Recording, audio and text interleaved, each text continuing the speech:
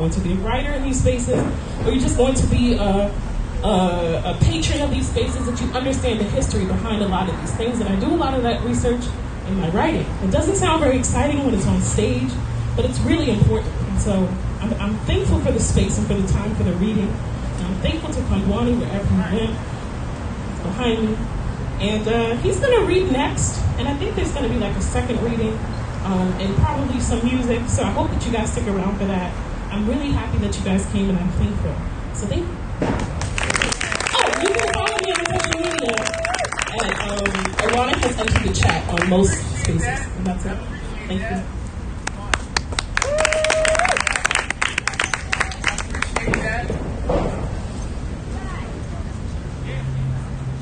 Alright, so can y'all give a round of applause to Alana and YNot, please? Thank y'all again for coming out. This meant a lot to me. You know, we still in the pandemic, so if y'all coming out showing support is huge. So how we gonna do this is I'm gonna do a spoken word piece. Then I'm gonna read. I'm not gonna read from the book. I am. So I'm gonna do a spoken word piece. That's just like, I just love to open my shows with spoken word. No matter where I'm at, no matter what I'm reading from, what collection, what essay, that was probably just a tradition of mine. So after I perform this piece, I'm gonna go into my book, read some stuff from my book. We're gonna have like a little small music break, just to allow the people who thought that it was coming, that it was gonna start at 6:30 to roll in. And then Wild is gonna perform again, Alana gonna perform again, and then that's when we're gonna do the Q&A with me and Devin Allen. So this piece I'm gonna perform for y'all, it's called Love Is Not Enough. It's on my poetry EP. The mud was made for us. Yeah.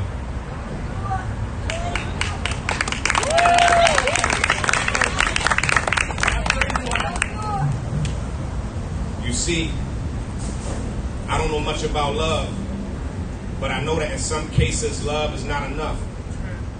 Love will have you chasing waterfalls and deserts. Love will have you flipping through the pages of an empty book looking for its definition. Love doesn't always equal loyalty. I understand why Kendrick said, keep it 100, I'd rather you trust me than to love me. Because what is love if the trust ain't there?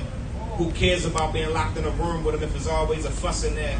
You see, love will have you, love will hold you, love will choke you to turn around and attempt CPR without a certification. Love is an ice pick, it will poke you. Love is a pistol, it will smoke you. Love ain't always sweet like Smuckers, but it'll jam you up, that bitch will toast you.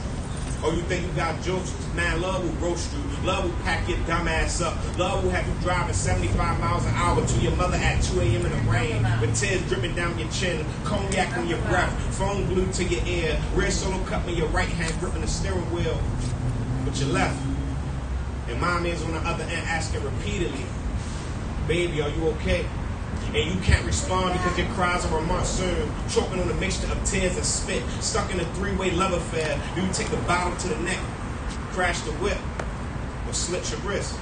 Your family arrive at your peephole. They don't understand that your doorbell is only broken because your heart is. You landed the leading role. It got shaky on set. Now you don't even know what your part is. Mine missing. You don't even know what smart is. Your friends trying to get through your line, but you press ignore. Because if you tell them why you in your feelings, they gonna judge you as if they never been in love before, as if they were never on drugs before, as if they ain't human, as if they ain't never been bugged before.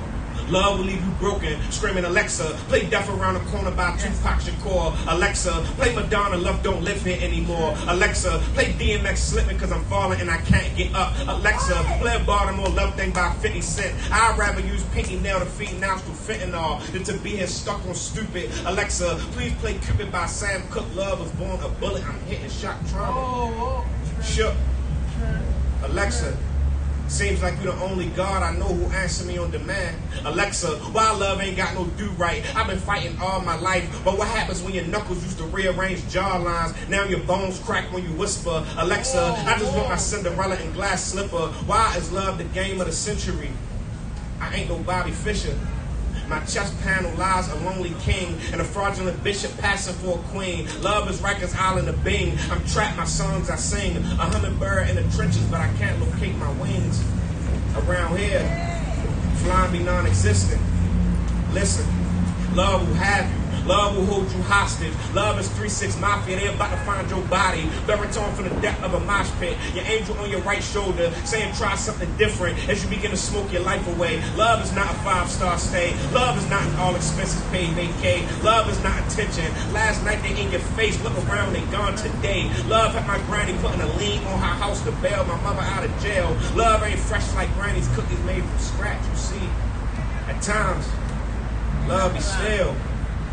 Love will have you away from home. It's deep. And when I think about it, I ain't seen my granny in weeks. Love got you running the streets, crust living on the cracks of your mouth. Love got you scratching your neck, you see. Love is the leading cause of death, but it's hard to find a solution when you admire the problem. It's hard to seek justice when your brother is the nigga who shot him. Love deposits souls, demand people for profit. Real love only exists in music, movies, books, and lockets. Love make me want to sell my soul, use proceeds and pay the unwitnessed scenes that I've seen. Love is a bad day, rent due ain't shit but lint balls in your jeans. Love is a deferred dream, love stinks like rotten meat. Love sags like a heavy load. Love explodes. Love don't be sticking to the G code. See, love will have you. Love will hold you. Love will smile in your face with a mouth full of pearly whites. But always keep one eye open, because love be switching up. She looked in my eyes and said, love is all we got. And I said, don't hold your breath, baby, because love is not enough. Thank you.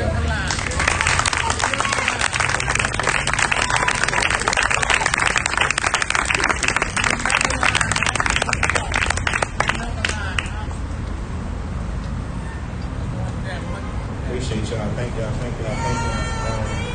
Huge thank y'all to everybody that bought a copy of Antiracist. If you didn't get a copy or you want to buy more copies for friends, families, for anybody that want to buy copies for friends, families, my man Cullen over there is selling them, so keep an eye on him, support Red, I'm going to support local bookstores. So yeah, I'm going to go straight for the intro. Shout out to my homie Devin Allen for blessing me with this amazing forward. Can we give him a round of applause?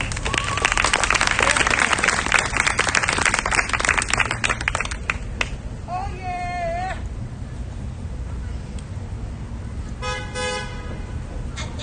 Right, that was it. Oh yeah!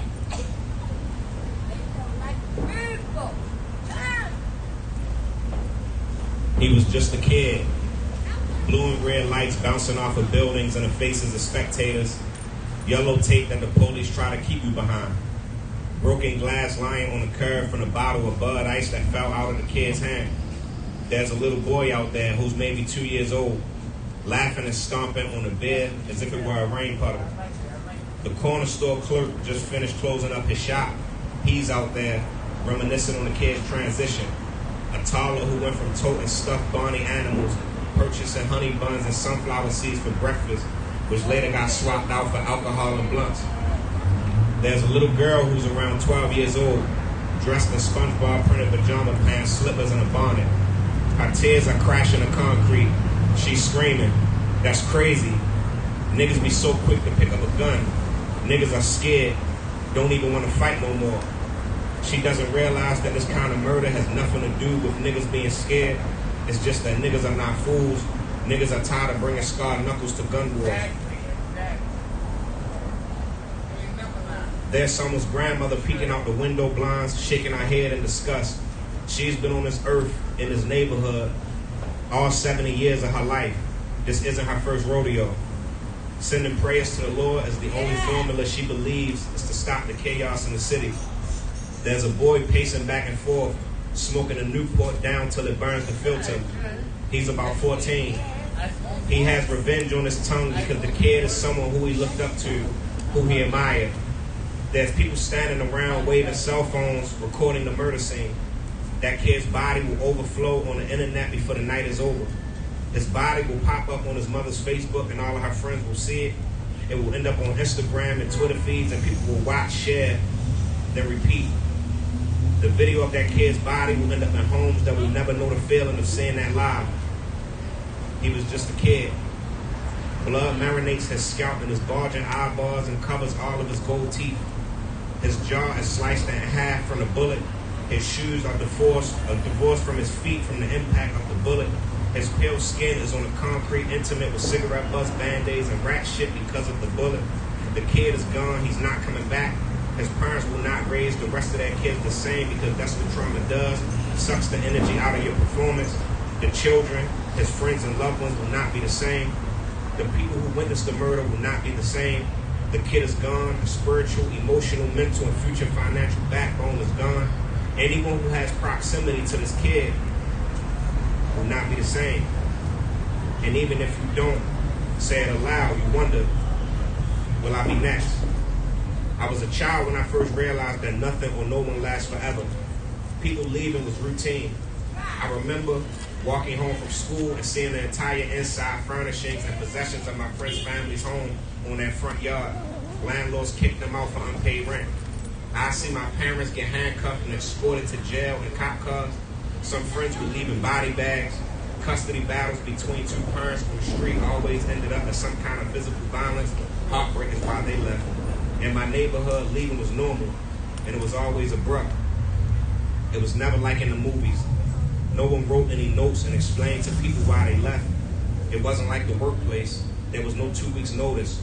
The adults in my life that held authority positions, like teachers and family, were gifted at making children believe they knew everything about the world until it was time to discuss departure.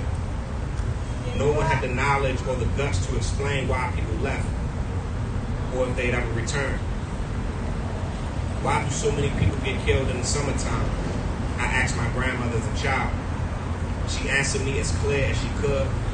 It was because the summertime heat goes to people's heads, which makes them act out of character.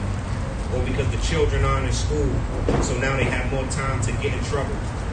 Or because people just like to show off. She concluded her monologues with, "That's just what happens in the summertime. A lot of niggas die." Summers in Baltimore on old pair of tennis shoes. My parents walked them, I walked them, and the tennis shoes are currently on the feet of the youth.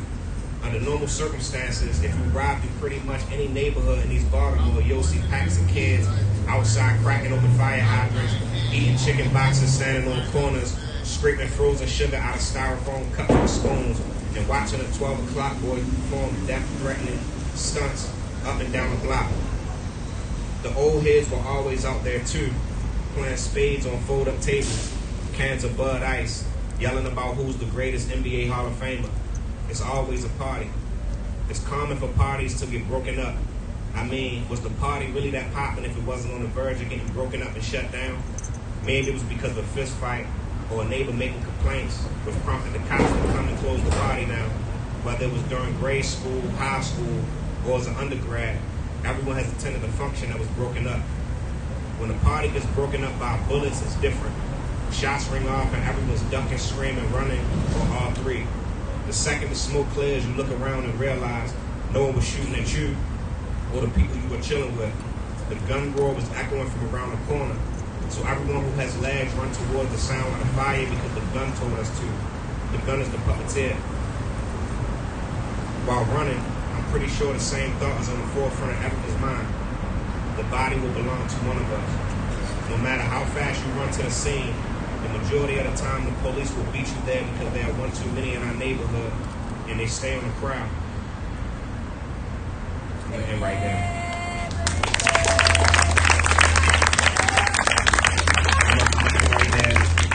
I'm gonna finish up and we do the next round of readings. That's cool. So my man K about to play a little bit of music. Y'all can feel free to hop up and grab a book if y'all want. Oh yeah, come chat with us. You know what I'm saying? It's like family. I don't feel like I'm really at an event. I just feel like I'm in somebody's backyard chilling. You know what I'm saying? Majority of y'all here, y'all know what Tipley on. You know what I'm saying? So K, you can go ahead and play something for real. Yeah, we just hanging out a little bit. So I don't think she's trying to get that groove on. Get it right, K.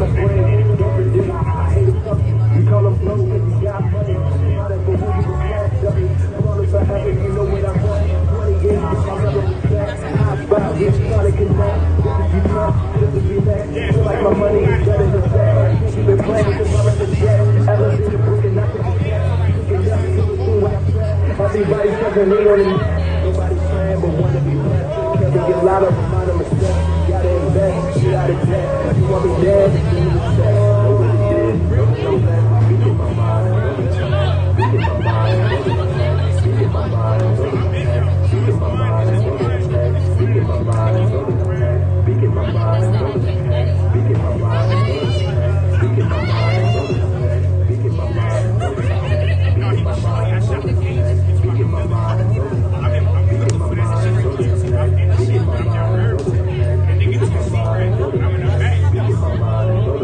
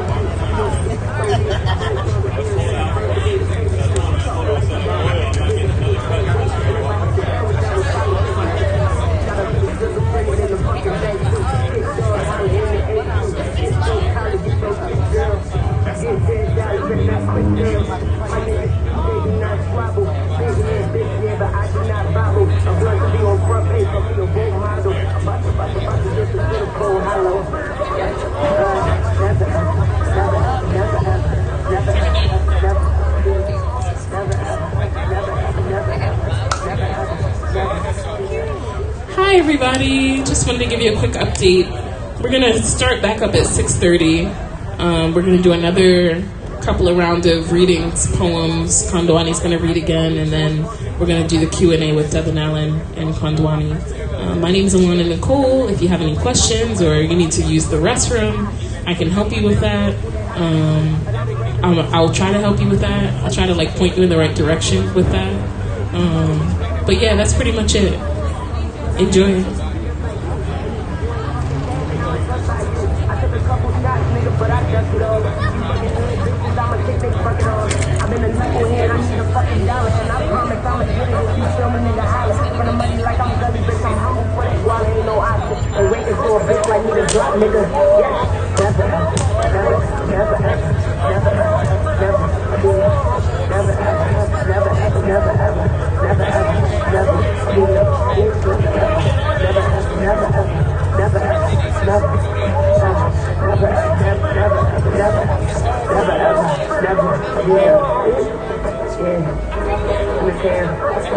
I'm in this bitch.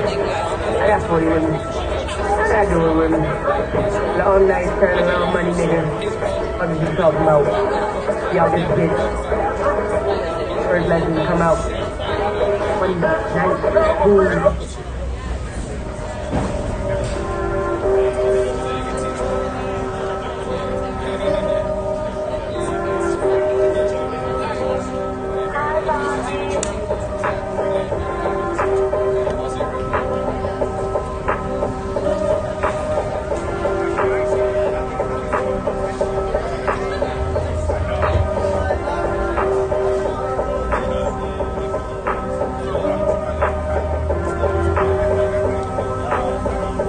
I wake up in the morning and I look inside the mirror. The vision of my enemy is only getting clearer. That's why I know these niggas lie when they...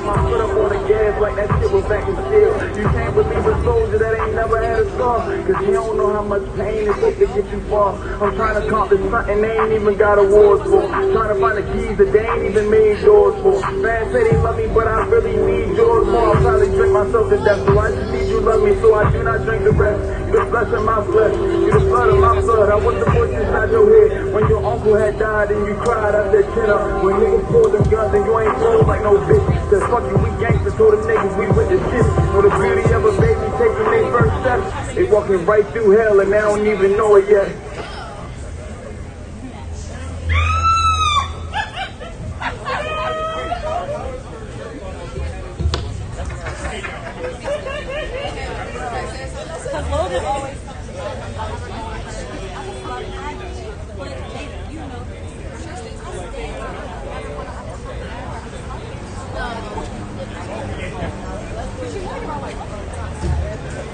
Cause we gon' die for something, not die for nothing. Kids go down cause these niggas die for frontin'. Money shoved off cause these niggas die for frontin'. They in my fear, see the devil getting here. And it's that little boy that used to set off in them pants. But now...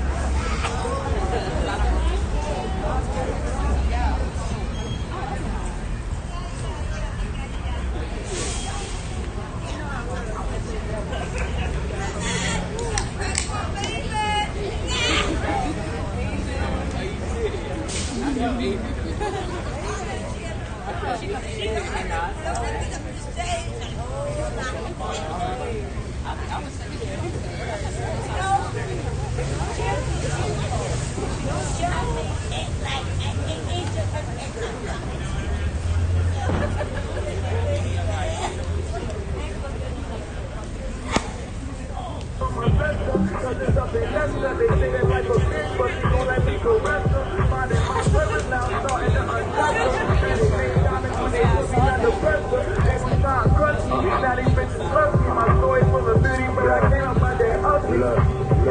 Lost in the militants with my city mates, living great, won't let them take you, mom, I'm still your baby, remember baby, the window shots, you ain't had one, that's funny, I can eat and they go bananas, really all I ever wanted was everything that I worked for, trying to cut the guns, but I ain't more, if you never had by you, but one day, hanging out, the only thing that changes, I'm worth more, I'm still mad, I'm still mad, I'm 9-4, you had a shot of this mind, or you ain't talking money on no motherfucking brain on no motherfucking keys, it ain't shit I got time for. Cause we gon' stand for something, not die for nothing. This goes down cause these niggas die from frontin'. Get money jumped off cause these niggas die from stuntin'. Facing my fears, see the devil getting near. Innocent little boy that used to shut off them tears. But now I'm a vector, cause it's up in Leicester. They say that life a bitch, but she gon' let me caress her. Finding my purpose now, starting to undress her. Man, they made diamonds when they put me under pressure. They was trying to crush me, now they bitches love me. My story full of beauty, but I can't up by that ugly.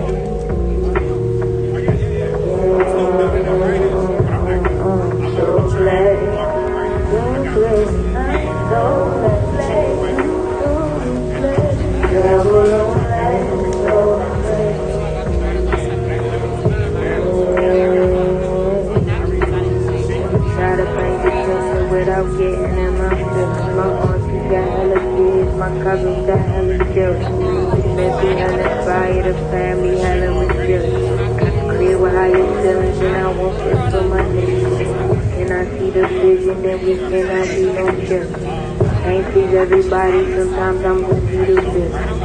This my day, but if you can't outweigh it, then you just give me your time. Contemplation about mine.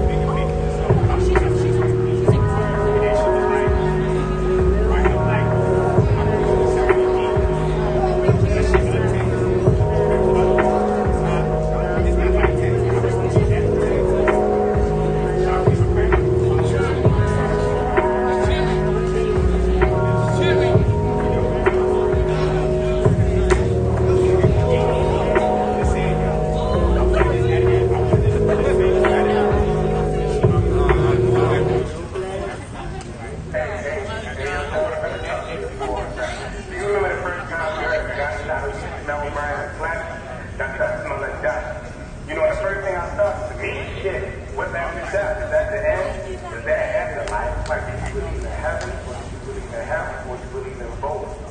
Shit, some people do me go be first, like when this shit so gold. Shit, in my return. Shit, my grandpa told me to go to church and get baptized for a nigga and everything will be okay. Shit, that was allowed. Because I'm still standing here, my nigga's dead and gone. And I'm just like, damn, I'm stuck. I guess that's a knowledge guilt. But the crazy thing is, I talked to them when I was gone. You know what he told me? He said, the nigga told me you gotta live on it. I think I'm going to live to that.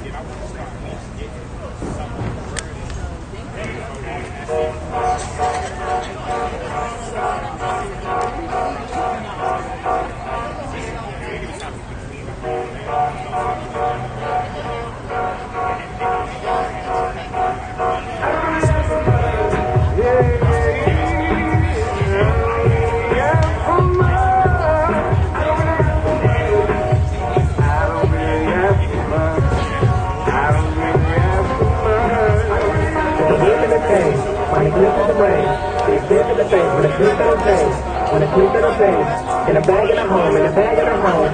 No ring in her own. And a queen on the throne. If you bad to the bone. If you bad to the bone. Yeah.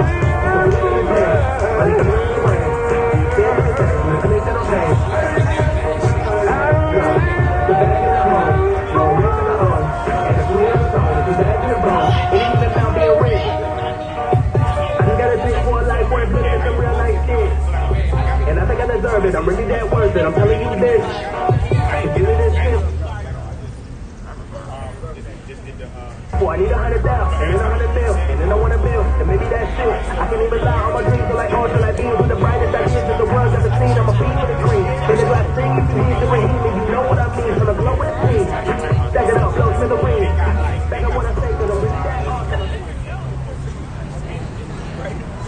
I wanna do the money dance, the way it's playing. Last time, I said it to my land. Give my quick when she like out my band. Give my mama different life.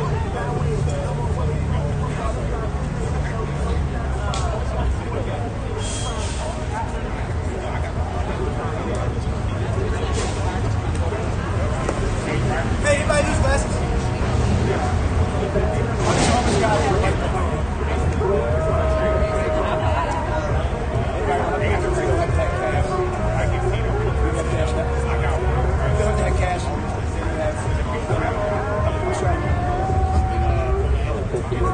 Anybody needs glasses?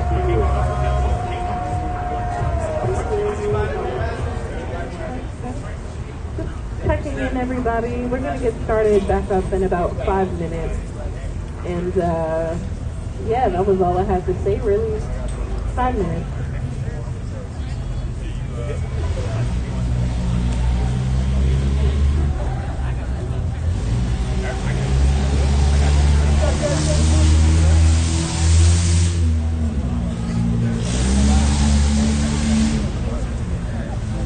Hey guys, we're gonna get started. Did anybody need glasses? They're pretty neat glasses, so I thought I'd just take my time and make sure the person's getting them. They're pretty cool. They might need them. If they don't need them, guess what? I'll keep them until they need them. Anybody will help the homeless? I'm just doing a good deed. Anybody will help the homeless today? I'm just one of the guys out there doing a good deed. And you don't have to. But if you want to, you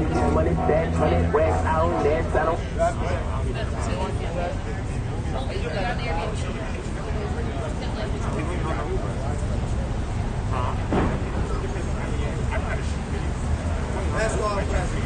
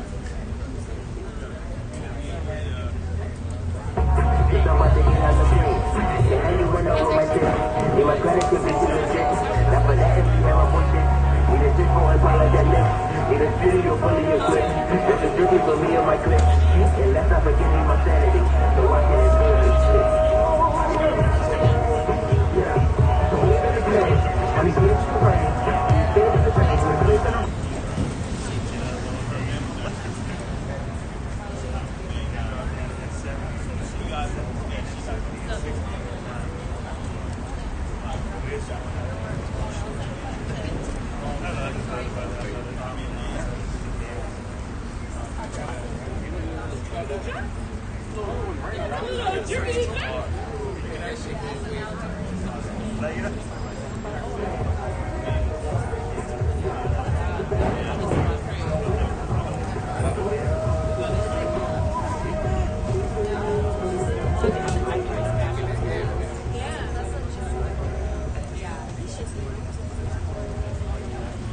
right, everybody, we're about to get started. Get it fun going, Joe. You want to do the intro? Or you? Good. So we're gonna bring Wallace back up. He has some more fire for you guys. Something for your head top. It's gonna be great. It's beginning to sprinkle, but if we could all just in our heads sing a song like "Rain, Rain, Go Away." Come again another day, or one of those songs from Barney or something or other. We could probably ward it off for a bit.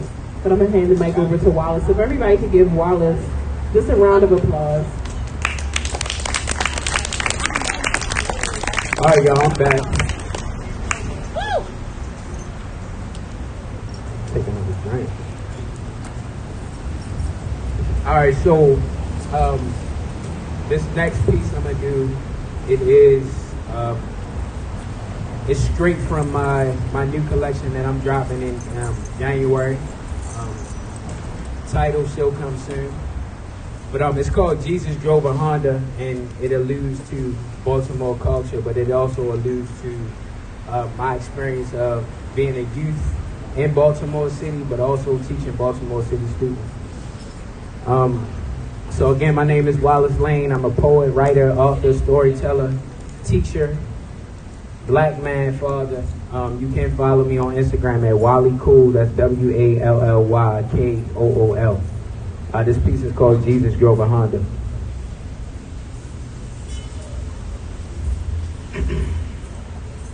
If he was rocking, I was rolling. In those years of being uncontrolled, when we saw ourselves a duo, him Fitzgerald, I was bolden. In the car which had been stolen. Not my conscience, but was knowing that I knew I was a king because my granny said I was chosen. But was stuck because I was posing, played tough when I was told, when grabbed the flat, hit in the vice grips, the product card door open. Being cool, my only focus, popularity, a drug that's potent, pair. Pressure, self-absorption, felt like I was overdosing, but I wasn't. I was closing, couldn't move because I was frozen. KT was like a cousin on his mission, he was Moses. He had split the ignition down the middle, he was focused. Pushed the pedal to the floor. We went faster, we were coasting. We were laughing, we were joking, passing cars and staring folks when all the papers in the backseat. Through the window we kept throwing. But in the glove box was a token from the woman's car we stolen. Was a note that said Jehovah drew close to those who broke in. In that moment I was broken, yeah, I own it, I was broken. He kept driving, but inside I knew my heart, it had spoken. It said, King, your pride is swollen and your youth is almost over. And the truth is that your shit stink, boy, I love you, yeah, I told you. Not me being crowned a soldier, not the whip we crashed in total, but was John chapter 8, if I remember straight or sober. And in my wallet to this day, it's that Bible verse that's quoted. And I guard it with my heart because it's crumpled up and folded. And if I ever lose my wallet, I will surely go croak over because emotions of that moment is what turned me to a poet. Jesus drove the Honda. Thank you. All right, so look, I'm going to bring out this new piece, right? I need y'all participation with this. All right, so I know it's raining or whatever, but how many of y'all remember y'all first girlfriend, boyfriend? Round of applause, show of hands. How many of y'all remember that? How many of y'all was heartbroken by your first girlfriend or boyfriend? Who remember that? Y'all still with me? Yeah. All right, so how many of y'all seen your first girlfriend and boyfriend and thank God that you was heartbroken by her or him? Only a little bit of y'all. All right, so look, so this next piece, right? I just wrote this fresh out the press. I'm gonna add this to my new book. It's called Grass Ain't Greener. I'm gonna let my man pull off real quick. All right, grass ain't greener. Shania from up the street can entice any nigga from around our way. She who glow with desire. She who drip with genius. She who strutted like her mother, Miss Parker. She back then as fat as a 2-liter Shasta soda bottle. Dated niggas twice her age. 2 years mine. She who got dropped off and picked off in tip-tad Lexuses. Heartbroken by too many dope dealers. Her intentions see through like the panties she wore at 16. Finally gave a young brother like me a chance. Shania. Pretty young thing from around the way. Feet sucked black from walking over the hot coals of young dude's heart. Became my first girlfriend. Walked her home after school type of love. Let her tattoo her name on me with glitter pins type of love. Pictures of us all on her notebook type of love. Only got to sit on her mama's plastic couch type of love. Snuck me in her room to watch 106 in Park type of love. Wanted to be AJ and Free type of love. Lost my virginity to Natalie and Kelly Rowland duetting in the background type of love.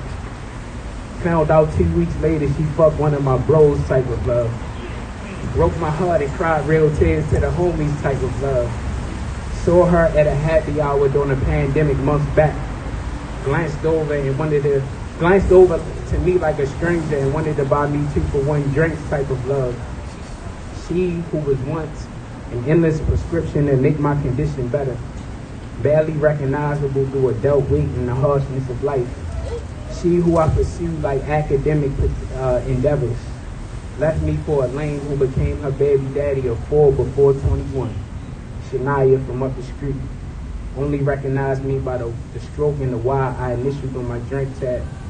The way I would initial my name on her forearm back in the day.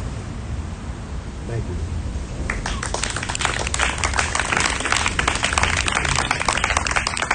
All right, I'm gonna feed to it. All right, I'm gonna give it to Alana right now.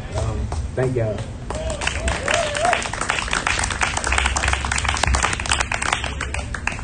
Thank you. Everybody clap it up for Wallace again. So first I'm going to do a poem and then I'm going to read an essay, and I pray that the rain continues to just be very light at this point. So I wrote this a couple years ago, and I was on my way to a cafe, and I was leaving this guy's house, and I was like on a walk of shame. It's not really a funny poem. It sounds like it's about to be, but it always throws people off when I say this part. So like, yeah. This little girl looked at me in the eyes, and I had realized what I had done by setting this example of like leaving this. She had no idea what was happening, honestly. But to me, when she looked at me, she could tell. And maybe she could, but maybe she couldn't. But I wrote this then.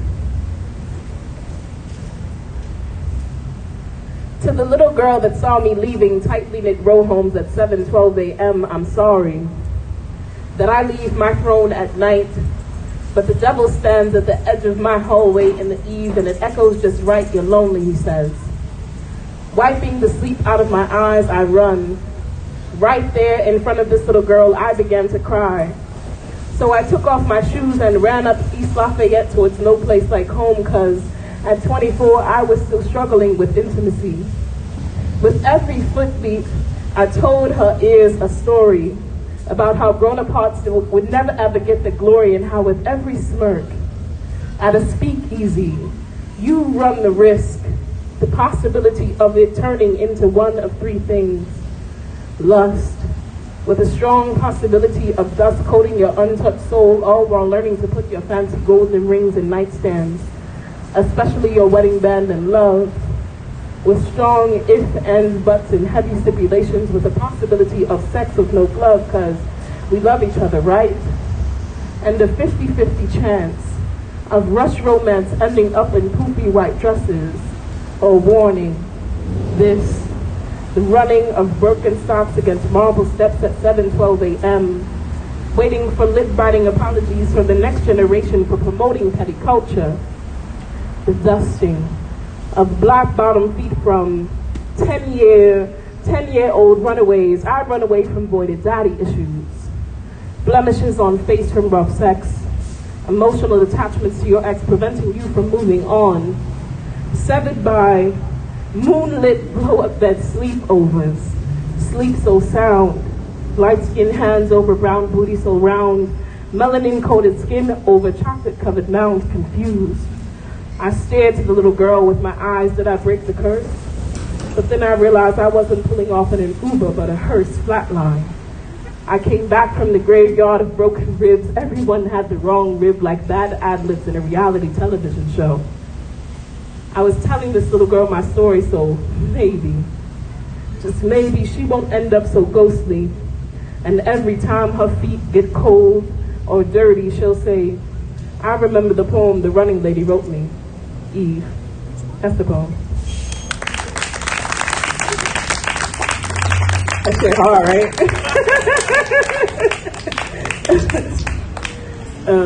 I'm gonna read an essay. My phone is getting wet, so just bear with me. It's waterproof? Or I just want to make sure it wasn't gonna break or whatever. Anywho, I wrote this essay on white acceptance, and it's based on being like black and articulate in America. So I'm gonna read part of it. I'll see how much I can get out before it feels wrong, and then I'll stop. Cool. The words of my ancestors rolled through oceans, nooses, cotton, sugar, rice, and tobacco fields. I speak with as little of their pain as is humanly possible. Some days the salt water, corn, yam, rice, and baby-filled bellies of my antecedents want to spill out onto your conference calls. I'm willing to speak the King's English because I know how much you, as a descendant, as a descendant of my former yet ever-present captors, hate the rolling off of tongues, I's, and R's. My diction is Pulitzer-worthy. Alongside my teeth, which I've come to find, holds my rolling tongue too often. It is in these reflections that I've found trying to make you comfortable was a mistake. My genetics scream louder than the chords in my throat some days. The way my thighs spill over your Wayfair furniture reminds me that these tables were never mine to have. It is in the power of your tongue that they turn. So I mostly remain docile when I rage for my dead great-great-great-grandmothers and their rape.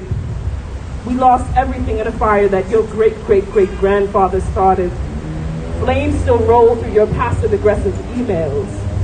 I smile, then nod and agree to cover my breast in Land's End because it makes you feel better. Even my nipples miss home.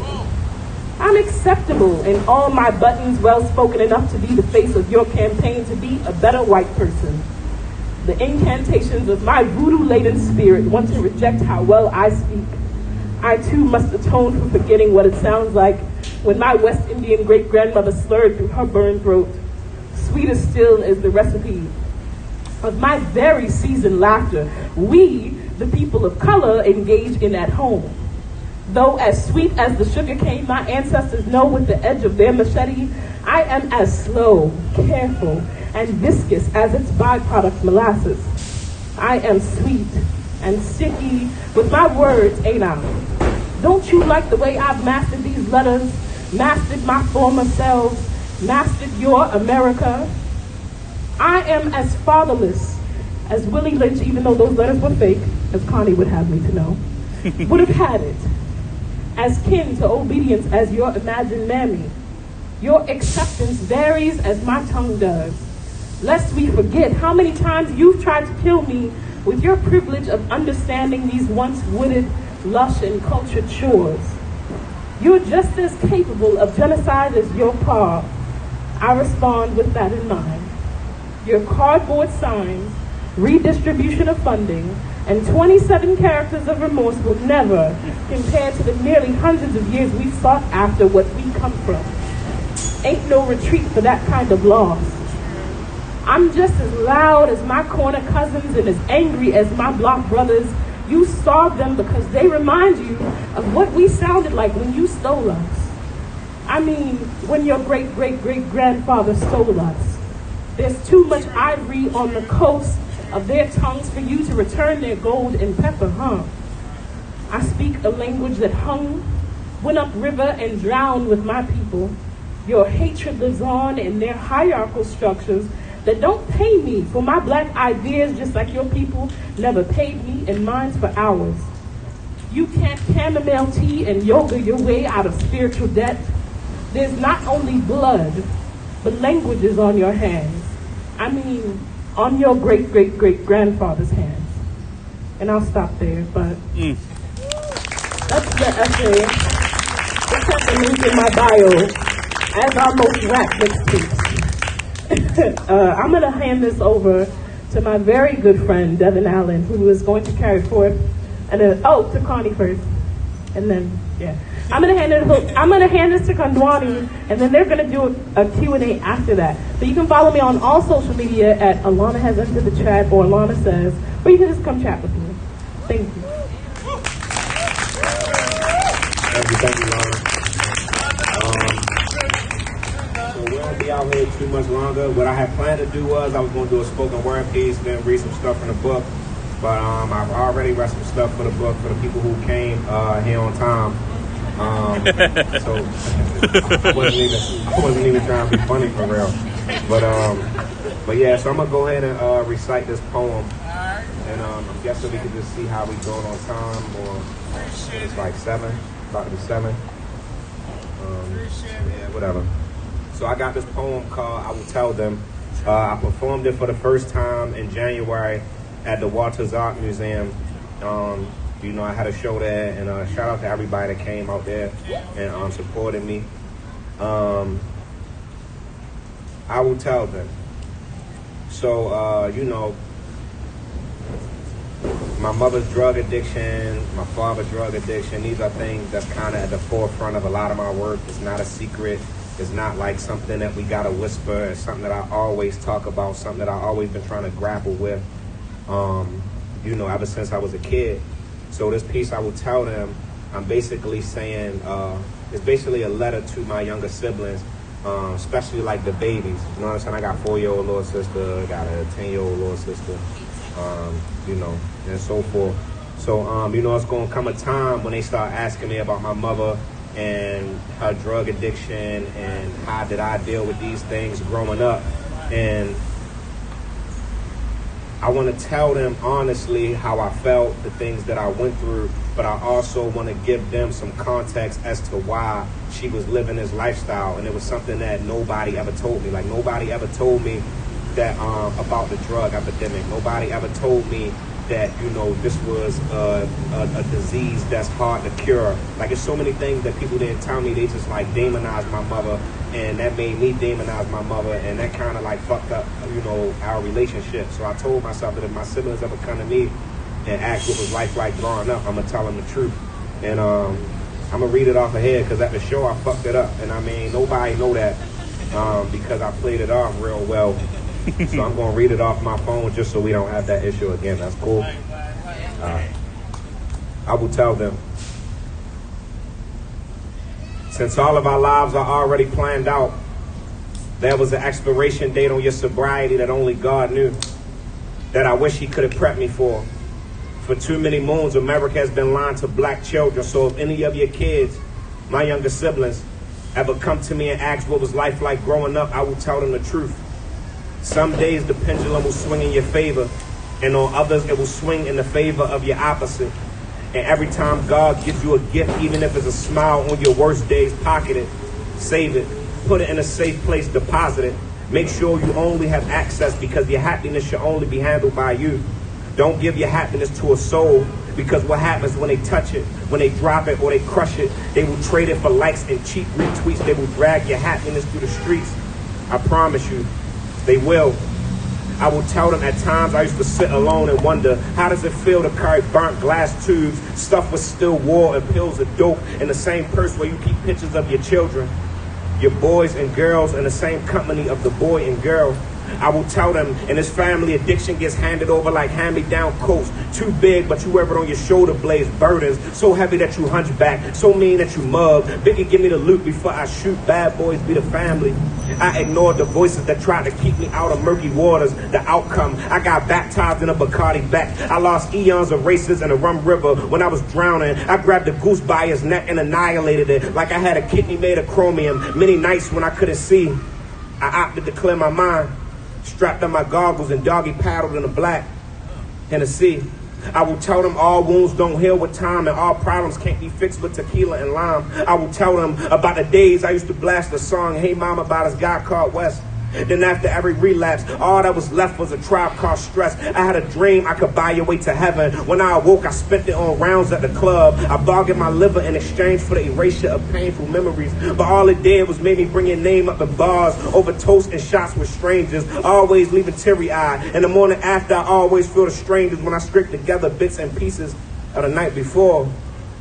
My Lord, I let my demons gas me up and it left my love tank on E. I will tell them what it feels like to crawl on miles of cut glass just to get to the end of the road with bloody palms and kneecaps. Scars to remind you that you made it. Scars to remind you that you're human. Scars to remind you that you're strong while your favorite victory song plays in your head and you celebrate. Only to find out you went the wrong fucking way. Plot twist. So the question becomes, do you crawl back or stay? Plot twist. You stuck drowning in quicksand. You close your eyes and allow the sinking to take place. You believe in God, right? So why are you questioning fate? Will you accept his will even if it's a tray pound poked in your face? Ask yourself. It's enough people out here sharing hallmark stories, so I gotta keep spitting from the heart. Even if the critics gossip and label it dark, I'm not here to discuss happy-go-lucky when the system is trying to fuck me. Why would I concern myself with name brand belts and band-aids when there's a plague in this land that's man-made? I will tell them about every emotion I went through, because what's the point of having feelings if you can't get in them? But I'll be continuing a dangerous cycle if I don't keep it a stack about how I progress during my process. I will tell them as I became wiser and older, I realized why mommy was rarely sober. You see, when mommy was coming up back in the day, Reagan used coke and dope as roadblocks to run her astray. Everybody from the media to friends to family made me believe that mommy was my enemy, a monster. So my entire adolescence was filled with aggression towards her instead of the oppressors. And these poems are just tears that I couldn't afford to shed back then. I will tell them the war on drugs was the war on us niggas, and mommy was one of billions on the receiving end of the trigger, and none of us are exempt from getting flipped with America's rubber grip.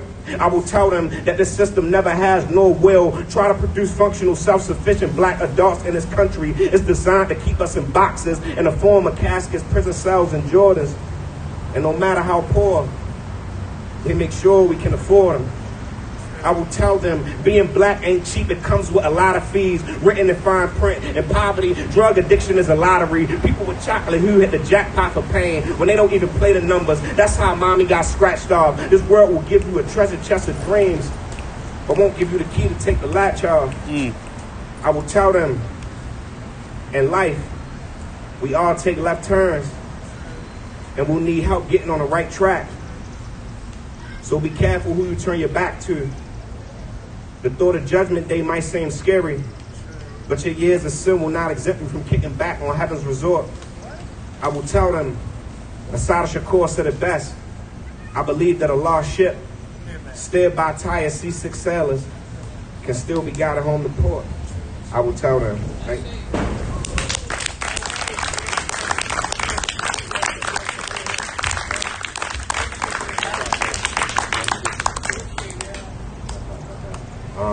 Thank y'all. We about to just get straight into the Q&A. I don't know how much longer we gonna have some sunlight out here. I don't know how much, if the rain gonna just, have to get in.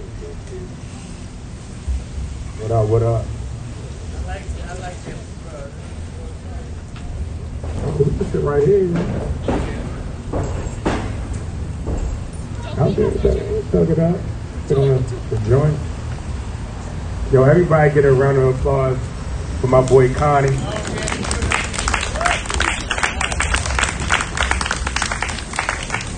That's the only motherfucker I know to drop a book a year.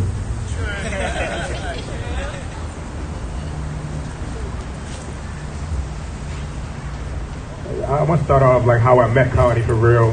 You know, I was blessed enough to write the foreword to his book. You feel me? That was a blessing. He asked me to write it. I was kind of nervous. Like, yo, how you going? I'm a photographer. I paint. I take pictures. You want me to write something for you?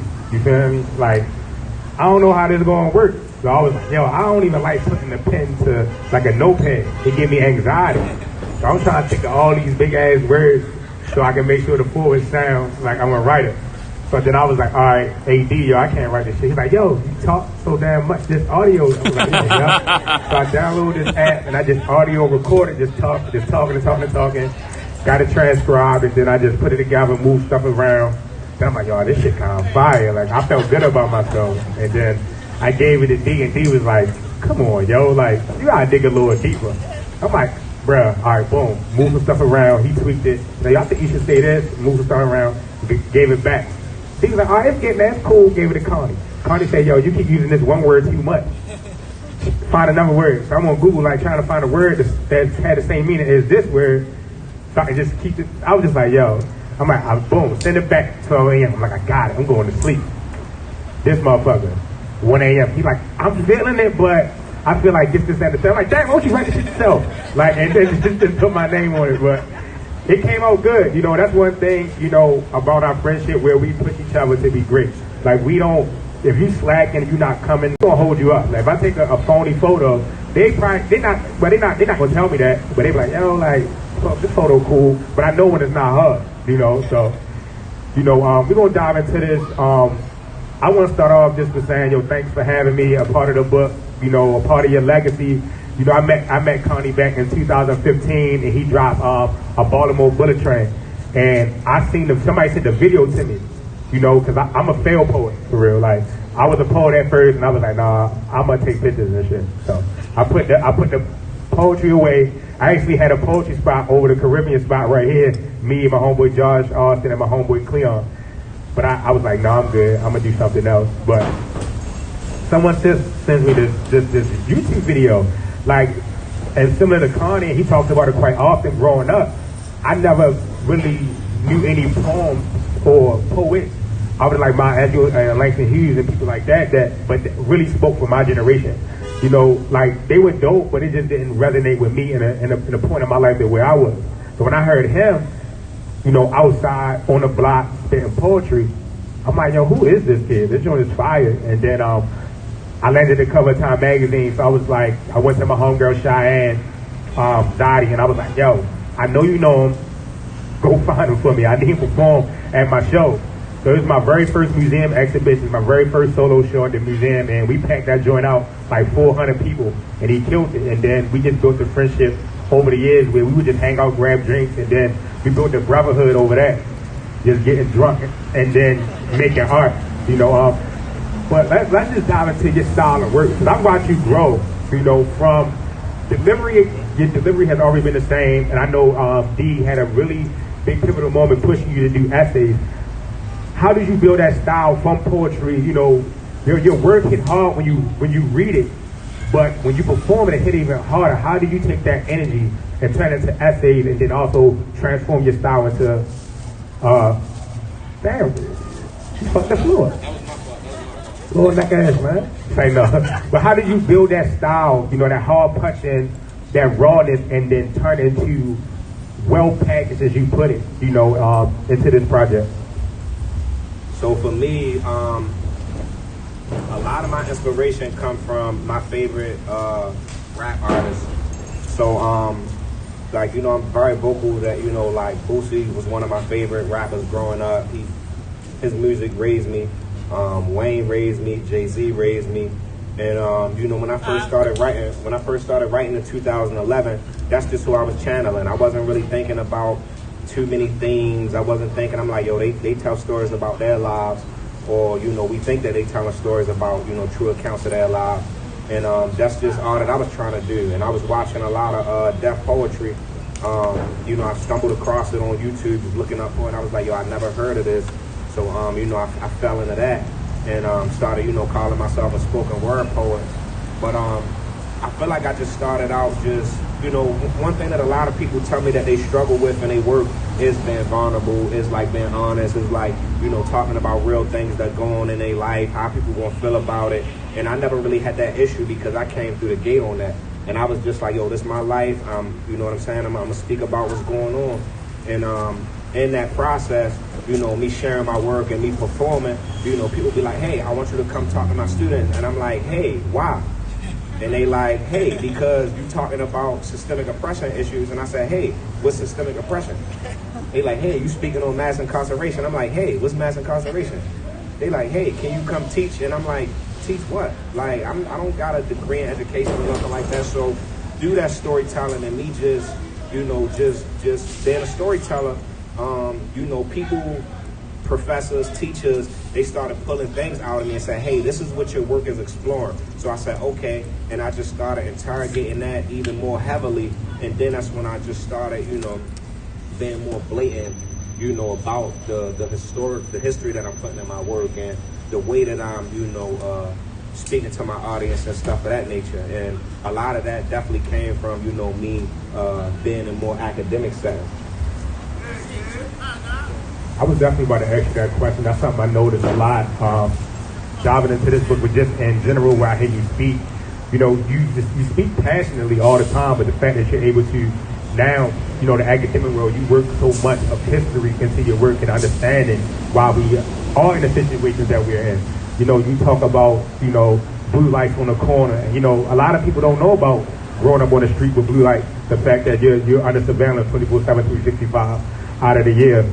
You know, and you talk in this book how, like you just said it, being vulnerable. But let's talk about something that me, you, and Dee do. Is something I think that, you know, in the position where we're trying to make change in the world, and we're trying to elevate ourselves, but also just stay grounded and stay hanging with the same people that we grew up with. You know, and being vulnerable, going back around the way. You know, let's talk about that and your connection and the fact that you still hang with the people that you grew up with. You still go down the hill and still kick it with your homies. There's been plenty of times we done been on the corner just drinking and chilling. Let's talk about the importance of paying it forward, but also being a part of the change and being visible in those spaces as you gain this knowledge, as you grow as a human being. Yeah, definitely, bro. I feel like it's extremely important because one of the things that I want to grow. That's it. Like, I don't want to be right. I don't care about being wrong. I just want to grow at the end of the day. And I know that, you know, a lot of information that I'm unlocking and accessing right now, you know, is not really at the forefront of, you know, education in public schools. It's not in the mainstream media. So when I get things, I always try to, you know, pass that down on the people who might not know, you know, what's going on in that neighborhood. You know what I'm saying? Like, everybody in Baltimore know 1 or 10 people that got lead paint poisoning, right? So why is it that growing up, you know what I'm saying, we know hella people that got lead, but we did not know that the landlords in the Kennedy Krieger Institute really had a whole study where they deliberately, you know, lured poor black families into these homes that they knew had high levels of lead in there so they could run studies on them. And it's people that's running around the whole city and they don't even know that these things are going on. You know what I'm saying? And, you know, even the people that I haven't seen in years, you know, that's the beauty of social media, that we can still connect and we can FaceTime and we can, you know, they got the FaceTime on Instagram now. Like, you can talk, you can communicate with these people, people that move to different cities. You know what I'm saying? So I always just stay grounded. You know what I'm saying? They always keep me grounded, especially people like my father, people like my little brother, people around my way. You know what I'm saying? They're always just representations of what poor race relations look like in this country and how we haven't really progressed. You know what I'm saying? Like, we live in like these fake woke worlds, and we be on Twitter and we know, you know, words like gentrification, and we know like what the fuck going on, but it's a whole nother world out there where people don't give a fuck about your pronouns. They don't give a fuck about you. They don't give a fuck about none of that shit. You know what I'm saying? They don't have no politically correctness inside of them. They'll slap the shit out anybody that talk crazy. You know what I'm saying? So I love still being in those spaces just to know that, you know what I'm saying? Like, this is where I come from, and this is still a part of me. This is who I am. You know what I'm saying? So I don't never, you know, stray away from that and like get too ahead of myself. So yeah, definitely. let's touch on just the inspiration. You know, when you open this book, you see a lot of quotes. You see stuff from Eddie, who's sitting right there, Eddie Van. That's the guy with the man bun right here. you see some Gil Scott Heron, who's one of my favorite artists of all time. You got Shah Zadi, you know, a quote from her amazing album Vacant. You know, and then we got this beautiful essay by mutual friend, the homie Cool Ant. You know, and what I think is very important that I think everybody should do once you have a platform is always use your platform to raise voices around you. You know, and I think you do a really good job of that, amplifying voices. You have amplified minds in certain spaces, vice versa. Let's talk about Cool Tuesdays and Cool Ant. Let's dive into them. If you don't know who Anthony is, Cool Ant, yo, amazing comedian. You know, I was on the ground with him in the protest back in 2015. Even this year, 2019, he hosts this amazing community engagement event every Tuesday where he gets the community out and runs. And he picks the routes to run through, basically the places where people won't go, where health, food deserts, and most likely to die because of your health. You know, it's an actual route that you can Google and you can look it up, and they say your life expectancy is smaller if you're from this zip code and then from this zip code. And he runs through those routes to raise the vibration and the energy in that space and work out with your people. So let's talk about Cool Tuesdays. So Ant, I met Ant for the first time in 9th grade, and we've been friends ever since. Ant always had his hand in the community somehow. That's just the cloth that he cut from with his family. He's always been an athletic dude. Like he had like 80,000 wrestling trophies in his basement, football, basketball, you name it, he did it. And you know, he said that the clapping was throwing me off a little bit. But I asked him, I was like, yo, what made you want to start this run club? And he said that he stumbled across some information that was talking about how black people are disproportionately dying from COVID, you know, in these majority poor black neighborhoods. And a lot of it is stemming from the pre-existing health conditions and, you know, that poor eating habits. And which comes from systemic oppression. So, you know, he said, okay, how can I help? So he knows personal trainers. He works out a lot. He said, okay, I'm gonna start this run club. And out of that run club that he started, him and a few other guys, the dude Weasel from around my way, he like best friends with my father, and they started building bodies and bonds. So every Tuesday they run, and you know, he gives them free food and you know, healthy food. They have like stretching sessions. They run. He got these personal trainers to train people throughout the week. They go up Lake Montebello every week, and they just got like this whole shit going on. These are people who get paid to do this, and they do it for free for people in the community who can't afford it. So when people ask me what does anti-racism work look like, that's what it looks like. We all have some type of privilege. We all got some type of access to resources. We all have something that we can offer people who don't have it. You know what I'm saying? Or can't afford it or don't have access to it. So he saw an issue. He came up with quantifiable goals to fix that issue.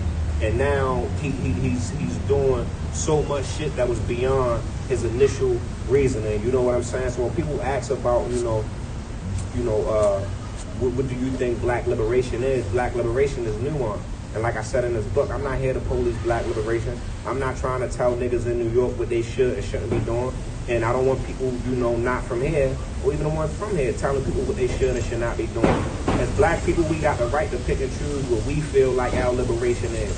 You know what I'm saying? And if that's, looking out people in your community, starting run clubs, if that's even you just being a black woman, taking care of your daughter, putting her through some of the best schools, you know what I'm saying? So she can, be well equipped to maneuver through this world, then that's what black liberation is for you. And that's another thing that I touch on in this book. It's like, we all got different things. Devin do his thing with cameras. I do my thing with books. D do his thing with books. Our homegirl Brittany Young, she do her thing with the STEM programs and getting kids STEM jobs. The ones that's in the dirt bikes. You got Erica Bridgeford with the Baltimore C5 365. You know what I'm saying? So everybody just got to find their lane, and everybody good at something. I don't care if you helping kids with a resume. You know what I'm saying? Everybody good at something, man. You know, I don't want it to be 5 years from now when the same people coming to my shows and reading my books and liking my stuff on social media, asking me, you know, saying that they're confused about what they should do. Like, go home, look at yourself in the mirror, and talk to yourself about what you're good at. You know what that is. And then you can, you know, come to me or Devin or whoever and ask questions on how we can help you get that out the ground. That's very, very important. I think a lot of times what I find when I talk to people, similar to what you were just saying, a lot of people want to do the work, and it's like they're scared to really show up in those spaces. You know, and it's like it's all about what you can do and what you can offer. It's like you said, if you know how to write resumes, or you're a nurse and you know how to do these things. You know, I got a homegirl. I did a story on the opiate crisis. She's a nurse, so she linked up with a nonprofit and she started teaching people how to use Narcan, how to override, you know, people ODing. You know, it's just about just doing the work. And I know it's getting, I'm not ever going to ask any more questions about the book. Read the motherfucking book, Inspired. Make sure you read that forward. That shit is crazy. I want to know in the future, you know, like, I watch you grow, like, fast, too. You know, like, talent is something, you know, your raw talent is good to have, but once you refine it, you groom it, you tailor it, and you learn how to package it and know your worth, you know, you're unstoppable. But I want to know, like, what's the future like for Connie? Like, what do you want to do? You know, because you've accomplished so much. I think you got a New York Times bestseller, like, to be honest. So we're going to check that box. But, like, what's the future? Like, like the next 5 years, you know, what's next? Like you've accomplished so much. Like, you just got the masters. Yeah, lock that in. So give a hand for that. You know, welcome home, Fuzzy. You know, his dad just came home, so everybody clap up for that. Look, when he get on the box, he out there, big drink. But like, what's next? Like, what's like? We all got those short term and those long term goals. But what's next for you? Yo, it's crazy. Yo, this year really been crazy. Like, when I had my first show in January at the Walters Art Museum, I didn't think that was gonna be my last show. You know, till, you know, I didn't think that I was going to, you know, take that much time out the stage. And, you know, shit just started, like, going downward, you know, when it came to, you know, COVID and losing all of this money and, you know, like, you know, that shit was fucking with everybody bread, everybody mental health. But, you know, out of that, you know, so many things happened. You know, like, I got 2 magazine covers this year. I got my masters this year. You know, I'm fortunate enough to have that show at the Walters this year. You know, I had a Super Bowl commercial this year. You know, I got my book deal this year. My father came home this year. Like, this year has also been a blessing in so many ways. Like, so much shit happened this year that I wasn't even expecting to happen this year. So, what's next? I want to definitely write more books. I'm working on a young adult novel right now. I definitely want to, you know, write. I want to start getting into novels real heavy. And, you know, just challenge my creativity on another level. I want to get into TV. I want to write some TV. You know, D always telling me, like, yo, nigga, TV is it. TV is it. That's where it's at. That's where it's at. And, you know, I'm definitely grateful for his mentorship, because he was telling me the same thing about essays, you know, a few years ago. He the reason that I even started writing essays. And, you know, so I definitely want to write novels. I want to get into TV. And I honestly just want to, like, I just want to just be, like, more whole within myself for real. Like, I'm about to start carving out a lot of time to, like, read more books on, like, spirituality and shit like that. Because this pandemic made me realize one thing for real is, like, you know, at the blink of an eye, you know, people can take away the places that you seek refuge. And it's like, I can't go to coffee shops, I can't go out, I can't do the things that put me in my right state of mind. So it's like, what can you have that can't get rated? You know what I'm saying? And that shit that's inside of here, and shit that's inside of here. So it's like, I need to get grounded, you know, on a different level in case some shit like this happen again and somebody take away something that I love or something that I need in order to feel peaceful, in order to feel whole, you know what I'm saying? In order to feel one with myself. So that's something I'm trying to do next. So, fucking novels, TV shit, and just you know, focus more on my spirituality, which, you know, I feel like will just help me out with so many other things in my life. Yeah, It's about to start coming down, so we're going to end it now. I want to thank everybody for coming out, thugging it out. If we didn't grab a copy, we got Red Embers over in the corner of the homies. Grab a copy. If not, you can get it online. The link is in your bio. If you got one copy, buy another one. We try to make this joint a bestseller. So yeah, buy as many copies you can get. And thank you again for coming out.